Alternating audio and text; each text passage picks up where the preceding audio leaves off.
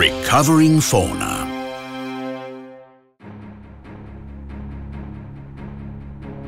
Cuvier's gazelle. Threatened species, which often survive only in small, isolated populations, endure high levels of inbreeding, which can be very harmful.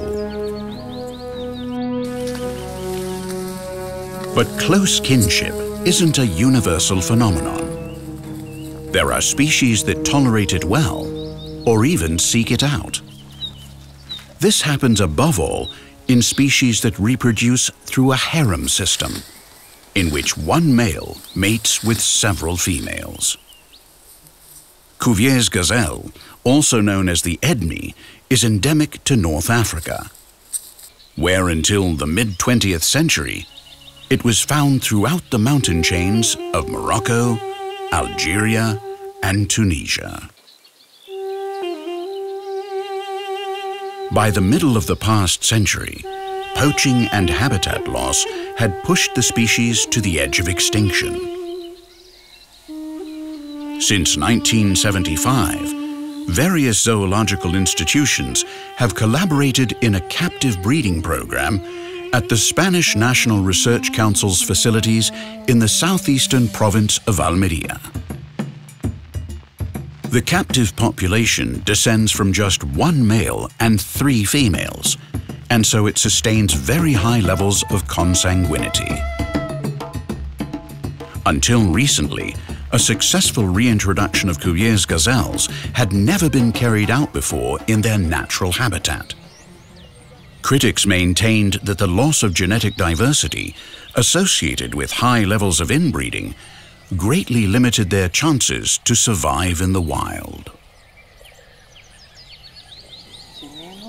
But the Spanish researcher Eulalia Moreno was convinced that the captive gazelles were able to meet the challenge, and in 2014, preparations began. Tunisia was the country chosen to receive the gazelles because of its commitment to the species' recovery.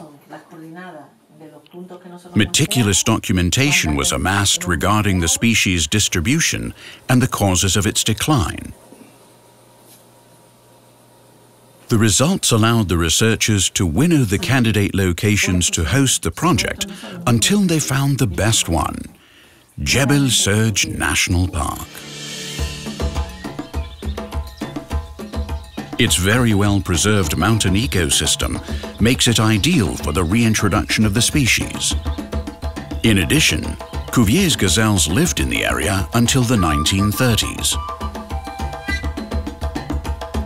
In October of 2016, 43 gazelles, 12 males and 31 females, were transported to Tunisia to found the new population. Previously, they had been chosen through a painstaking selection process. They came from 2 centers that form part of the captive breeding program: the Spanish National Research Council's facilities in Almeria and Oasis Park on Fuerteventura, one of the Canary Islands.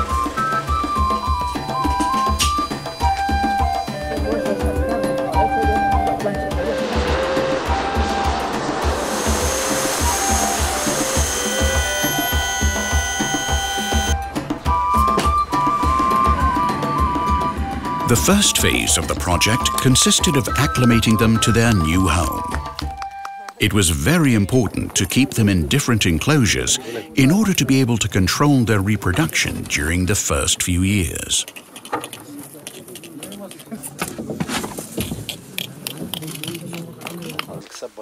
Apparently, the move was a success, as the gazelles calmly began to graze as soon as they arrived, showing no signs of stress. In May of 2017, when the Spanish researchers were already preparing for the trip to Serge to evaluate the results of the first year of the project, news arrived in Almeria of the first birth. Over the next few days, news arrived of several more, even of the first birth of twins. Once in Serge, The team could hardly recognize the animals, as their physical condition was fantastic.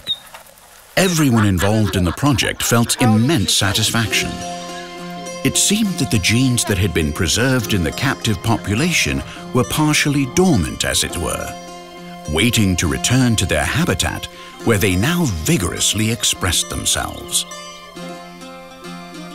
When the first breeding period ended in the summer of 2017, 23 of the fawns had survived out of the total of 25 gazelles born. These results were spectacular. The fawns' extremely high birth and survival rates supported Dr. Eulalio Moreno's hypothesis and confirmed that the high level of kinship of the founding population hadn't been an impediment to obtaining individuals able to grow and mate successfully when they were returned to their habitat.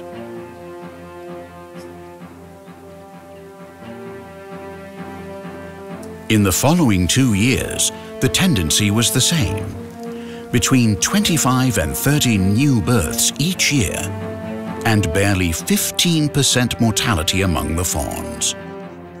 As a result, in the first 3 years, almost 100 Cuvier's gazelles had been born in Tunisia. Despite the high level of blood relationship among the individuals that founded this new population, the researchers haven't detected the most harmful effects of inbreeding. The gazelles have neither lost their ability to reproduce nor shown a high mortality rate among the fawns. The new genetic analyses carried out by Dr. Moreno's team have demonstrated that the time the animals were kept in captivity has allowed them to reach this point with a much better genetic makeup than expected, and with a formidable ability to adapt. In addition, a complete study of their genoma has shown that, in effect, the gazelles born in Tunisia are genetically more diverse than the founding adults that were brought from Almeria and Fuerteventura. It seems very likely that the mating of individuals from those 2 locations, genetically isolated for more than a decade, has favored that diversity. With such positive results, in the autumn of 2019, the second and definitive phase of the reintroduction project was launched, and more than 30 Cuvier's gazelles were released in the environment of Jebel Serj National Park.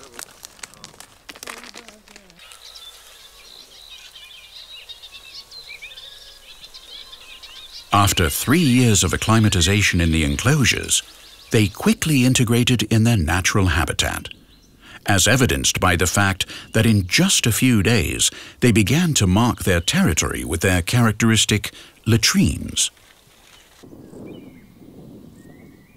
The park's beetles also quickly came into play as soil fertilizers and seed spreaders.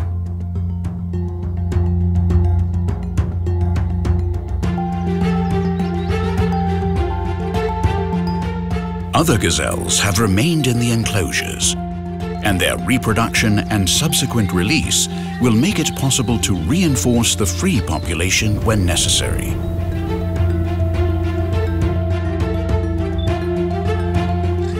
In the ensuing years, gazelles have been spotted with a certain frequency in the park and its environs.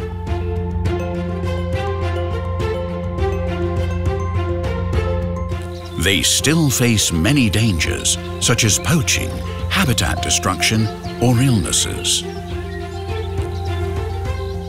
But if the authorities continue to support them, the Cuvier's gazelles themselves will once again colonize the mountains and hills of the backbone of North Africa.